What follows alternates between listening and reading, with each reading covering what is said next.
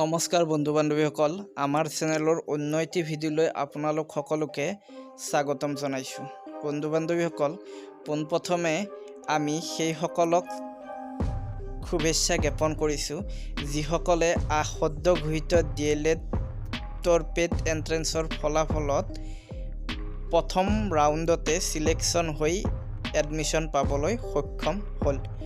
বন্ধু বান্ধৱীসকল, আপোনালোক যিবিলাকে আজিৰ এই প্ৰথম ৰাউণ্ডত চিলেকশ্যন নহ'ল, প্ৰথম ৰাউণ্ডৰ এডমিশ্যনৰ বাবে চিলেকশ্যন নহ'ল, তেওঁলোকেও কোনো ধৰণৰ টেনশ্যন লোৱাৰ প্ৰয়োজন নাই, কিয়নো এইটো আমাৰ ফাৰ্ষ্ট ৰাউণ্ডহে আছিল।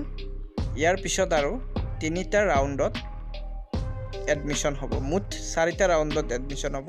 ইয়াৰ পিছত আৰু আমাৰ হাতত 3টা ৰাউণ্ড আছে আৰু এই 3টা ৰাউণ্ড আৰু এই বাকী থকা 3টা ৰাউণ্ডৰ দুই নম্বৰ ৰাউণ্ডটোৰ ৰিজাল্ট দিয়া হ'ব বা লিষ্ট প্ৰকাশ কৰা হ'ব 4/8/2022 তাৰিখে।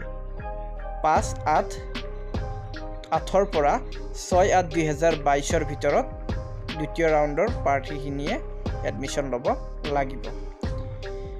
তাৰোপৰি তৃতীয় ৰাউণ্ডৰ যি লিষ্ট, সেই লিষ্ট প্ৰকাশ কৰা হ'ব 14/8/2022 তাৰিখে।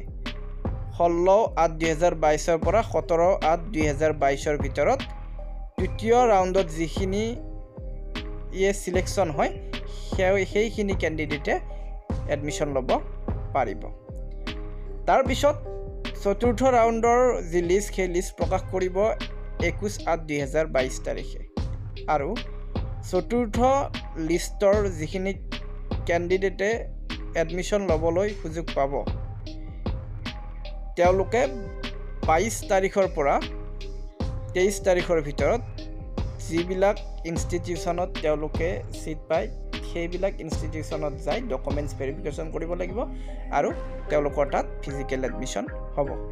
বন্ধু বান্ধৱীসকল, দুখ কৰাৰ কোনো প্ৰয়োজন নাই, কিয়নো যদি আপোনালোকৰ দিন ভাল হয়, দ্বিতীয়, তৃতীয় নতুবা চতুৰ্থ ৰাউণ্ডত হ'লেও আপোনালোকৰ এডমিশ্যন হোৱাৰ পৰা কোনেও বাধা দিব নোৱাৰিব।